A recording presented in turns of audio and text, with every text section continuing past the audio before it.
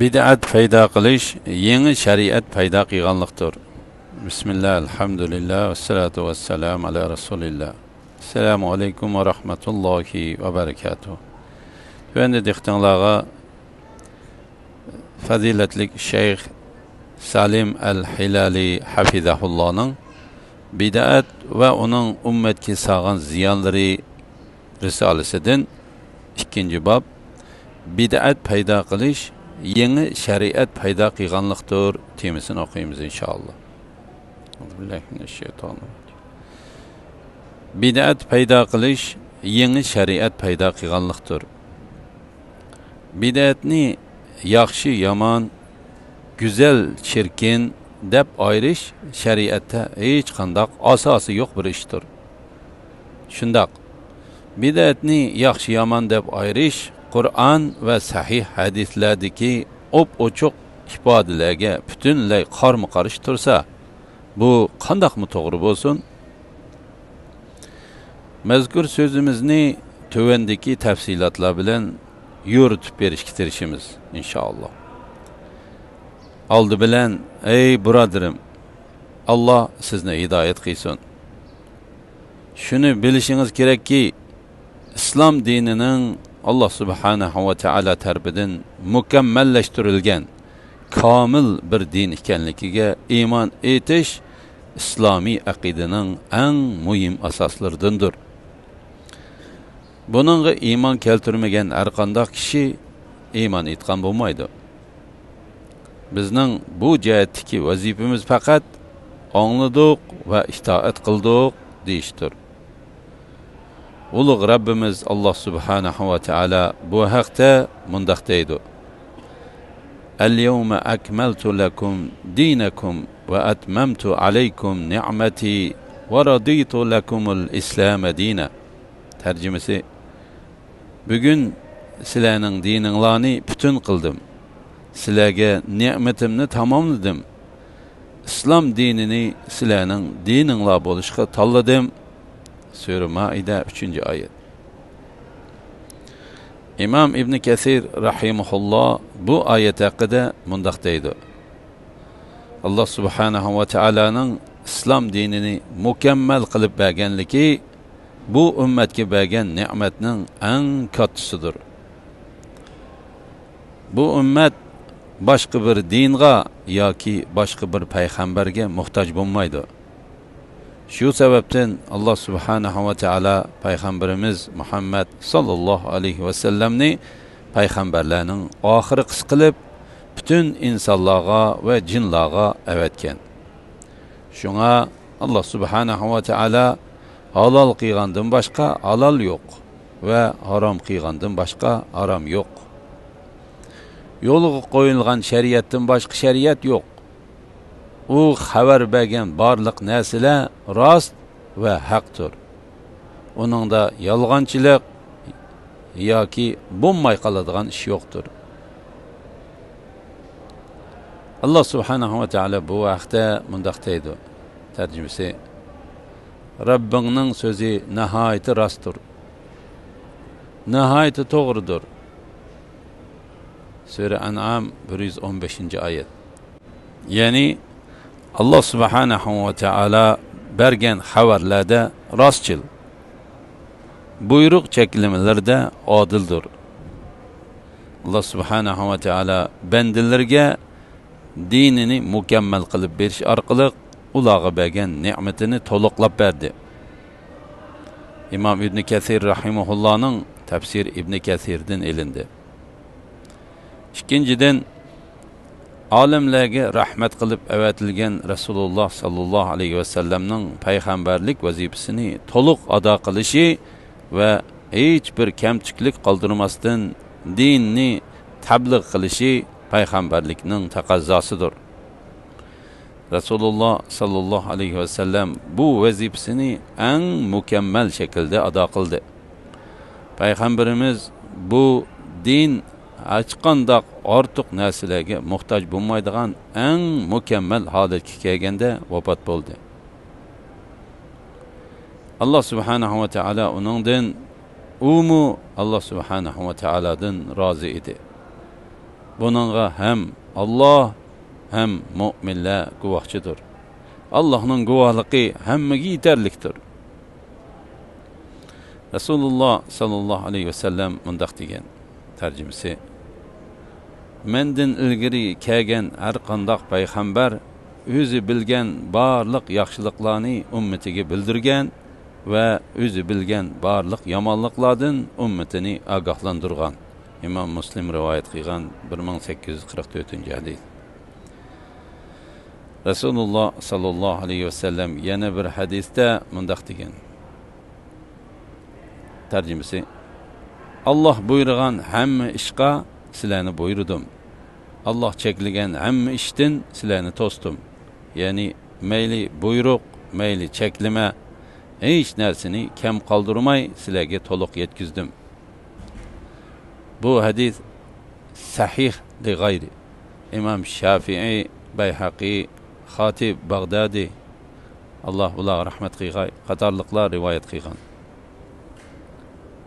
Resulullah sallallahu aleyhi ve sellem yana bir hadisda mundaq degan tercümesi: Muhaqqaq ki men sizlarni kechisimu kunduziga o'xshash yo'q-yo'riq bir yo'l ustida qo'yib ketdim. Mendan keyin halok bo'g'ichidan boshqa hech kim bu yo'ldan chiqib ketmaydi. Sahih Ibn Majah, Ibn Ahmad qatorliqlar rivoyat qilgan. 3. Bu xususqa islom dushmanlarimi shahiddir. Ularmi bu mukammal ilohiy nizomga bo'lgan zo'r va qo'rqinchni yo'shira olmagan. Bu shundoq bir nizomki, cho'ng kichik demasdan bo'lishga tegishli narsalarning hammani o'z ichiga olgan.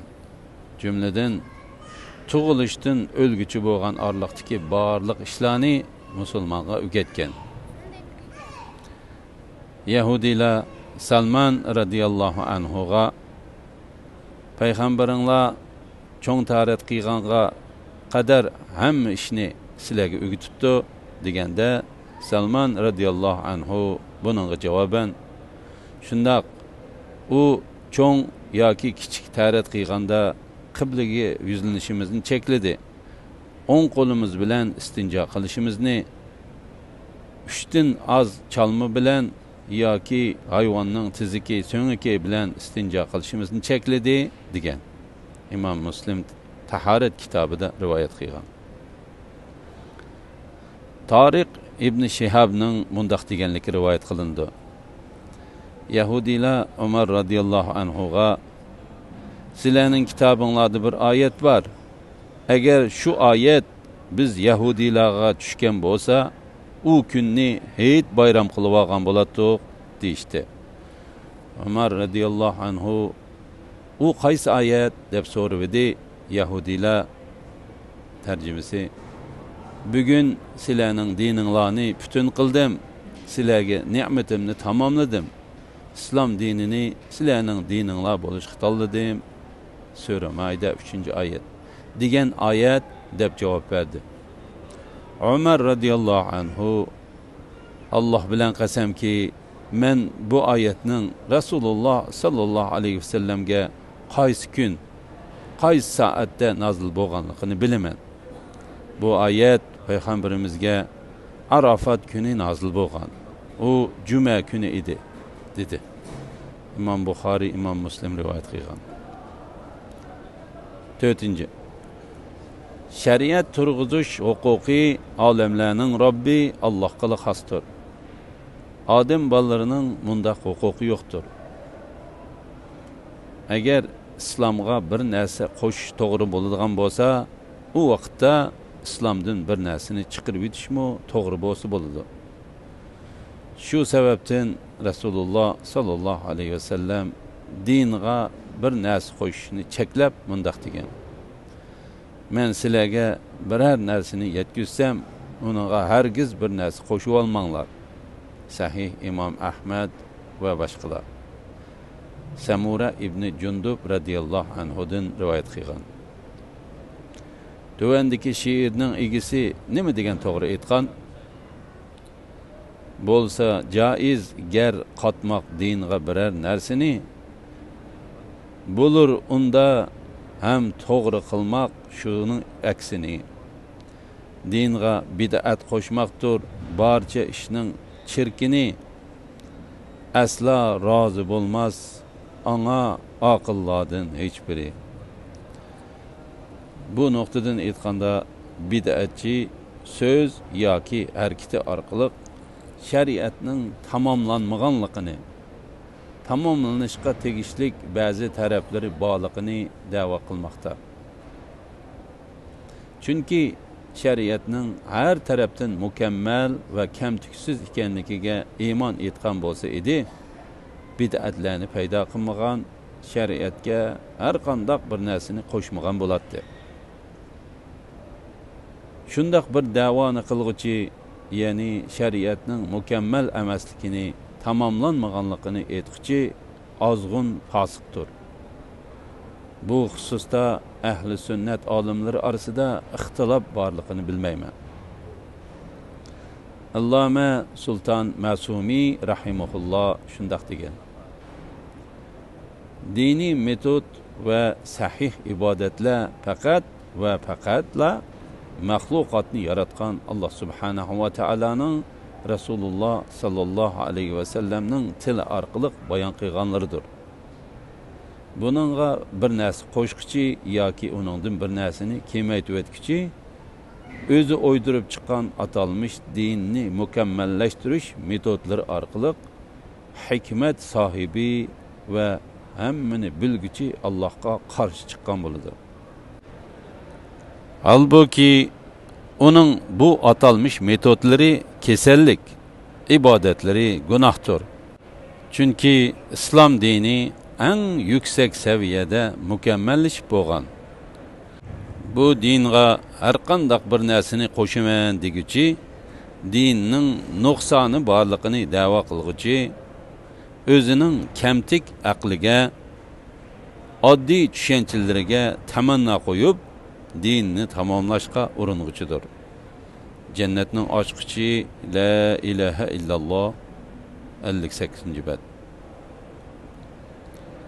İmam Şavkani rahimahulloh shundaq degan: Alloh subhanahu va taala Rasululloh sallallohu alayhi va sallamni vafot qildirishdan ilgari bu dinni mukammallashtirib bo'lgan tursa, uningdan keyin paydo bo'lgan bu ishlar nimaga hisob?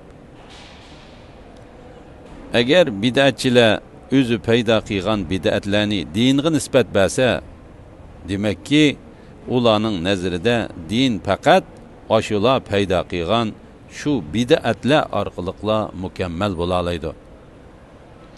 Chunki agar bir qarash dinga tava bo'lmasa, dinga tava bo'lmagan narsa bilan mashg'ul bo'lishning nima foydasi bor? Bular muhim dalillardir.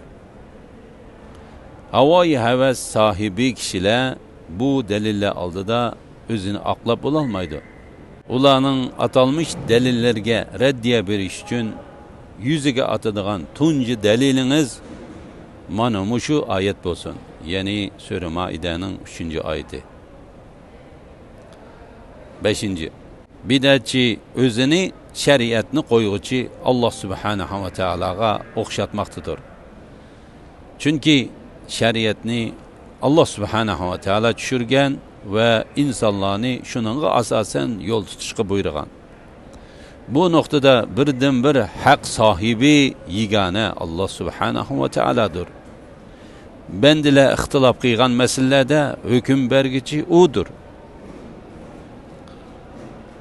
Eğer şeriat o'rnatish insonlarning qo'lidan keladigan ish bo'lsa edi, Allah shariatlarni tushirmagan, payg'ambarlarni avatmagan bo'ladi.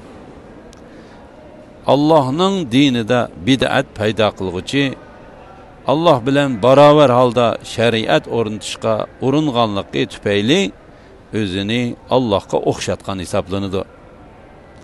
Uning bu qilmishi ixtilofga yo'l ochganlik va Allohning birdan bir shariat o'rnatguchi ekanligidan iborat realligini o'zgartirishga uringanlikdir. Salaf solihlarmu bu nuqtani dal mushundaq tushundirgan. Masalan, İmam Şafii rahimahulloh bid'at paydo qilish shariat paydo qilganlikdir degan. Mahalliy Jam'ul Javami 395-2. İmam Ahmad rahimahulloh mu mundaq degan. Bizning nazarimizda sunnat Peygamberimiz sallallohu alayhi vasallamning sahobalarining yo'liga chin yepishish, ularning izidan menish va bid'atlarni tark etishdir. Chunki har qanday bid'at ozg'unlikdir. Usul-i sunnat 25'te 30. betkicha. Bulardan burun hicret yurtining imam ve hidayet fişivasi İmam Malik rahimahulloh mundaq degan. Birer bid'atni yaxshi deb qarab islomga qo'shquchi Rasululloh sallallohu alayhi vasallamni payg'ambarlik vazifasiga xiyonat qildi degichidir. Chunki Allah subhanahu va taala Sura Maida 3-oyatida tarjimasi: "Bugun sizlarning dininglarni butun qildim. Sizlarga ne'matimni tamomladim. İslam dinini sizlarning dininglar bo'lishga tanladim" degan. Shu kuni dinga tava bo'lmagan har qanday narsa bugunmi dinga tava emas. Al-I'tisam 1-jild 49-bet. İkinci, bid'atni yaxshi deb qarag'uvchilar bu çirkin hukmi sabablik nihoyatda dahshatli azobli qarorgoh bo'lgan saqar, ya'ni do'zaxdagi bir jilg'a mahkumdir. Chunki ular sunnatda yo'q narsani paydo qildi. Sunnatning o'rniga bid'atni qo'yib, Allohning hukmiga qarshi chiqdi. Bid'atchilar salaf solih rozi bo'lgan narsadan, ya'ni pok sunnatdan, shariatdan rozi bo'lmadi. Salaf solihlar ilm va hikmat sohiblaridir. Ular ishlarning mohiyatini texmi yaxshi tushungan bo'lib, fazilat jihatda keyingilardan ustundir. Ularning yo'li agashkuchilarni so'yindiradigan kechsimi kunduzi kabi yo'ruq, parlaq va pok yo'ldir. Alhamdulillah, yuqorida fazilatlik Sheyx Salim al-Hilali rahimahullohning bid'at va uning ummatga solgan ziyonlari risolasidan 2-bob bid'at paydo qilish yangi shariat paydo qilganlikdir degan temasini oldinglar. Kelar qitimda 3-bob har qanday bid'at ozg'inlikdir temasini o'qiymiz inshaalloh. Sallallahu ala Muhammad va ala alihi va sahbihi va sallam. Assalomu alaykum va rahmatullohi va barakatuh.